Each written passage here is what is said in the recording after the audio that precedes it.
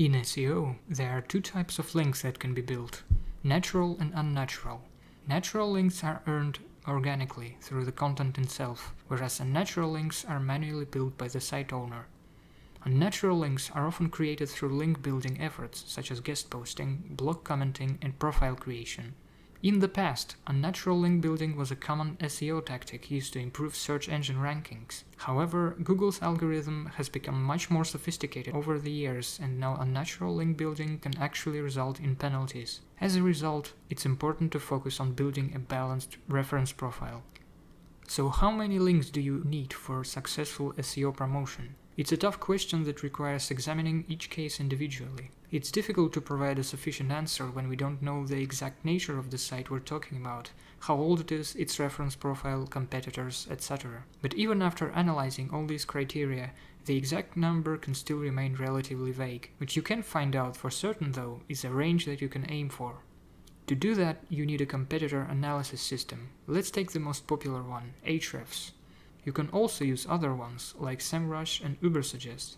Some of these tools have free trial versions with limited functionality, but it's safe to say they all require subscriptions to access deep analysis tools.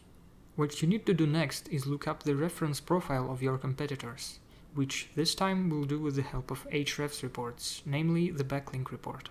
This will help us see how many backlinks they have and what the dynamics of their placement are. The simplest way you can do this is by opening the Backlinks Report. Filter all the links by the lowest domain rank, then filter the list by unique domain. This way you are very likely to find what you're looking for, which is unnatural links that can potentially harm your ranking. Keep in mind that low domain rank does not strictly mean a bad site, this might just mean it's new. That's why you also have to pay attention to anchors and domains. For example, domains from non-English speaking countries have a higher chance of turning out to be link spamming websites that don't align with your niche. Also, be sure to check out the anchors report. Typically, there are a lot of repeating anchors that have little to do with your website. If you are really sure that the links are spammy and they have a high chance of hurting your ranking, they can be disavowed via Google Search Console. For this, just create a TXT file and include all the unwanted referring domains in it, or simply export it from Ahrefs. What you have to do then is to simply submit it to disavow tool within the Search Console. You can also look up some new high-ranking websites in the niche you also want to occupy within about 6 months to a year and analyze their reference profile. The reason why you need new sites and not old is because old popular sites can occupy high positions not because of links or texts, but simply due to some other achievements, like successful business, lots of brand traffic, wide range of products, lots of content, etc. Looking at new high-ranking sites will allow you to make notes from situations that are not that far from your own. Investigating other sites that reference them will tell you how your competitors build their strategy, how dynamically they use links, and from which donors they do so based on their thematic relevance, authoritative status, semantic core, level of spamming, and their overall quality. Then you simply need to try to work with links in the same way they do. However, if they decide to take a risk and put links too fast, for example 100 links per month, then it's not worth repeating. Instead, you should limit yourself and do the same thing but more smoothly. And try to follow not one competitor but 2, 3 or 5, the more the better. Try to achieve some general average based on the sites you try to replicate.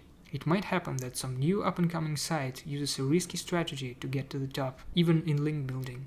And it's quite possible that it will soon fall under various penalties. Therefore, it's better to keep it average. Let's say that you have 5 new competitors that have top positions based on different queries. On average, they put 20 links a month. Some links are anchor links, some aren't. Some links are natural, some links aren't.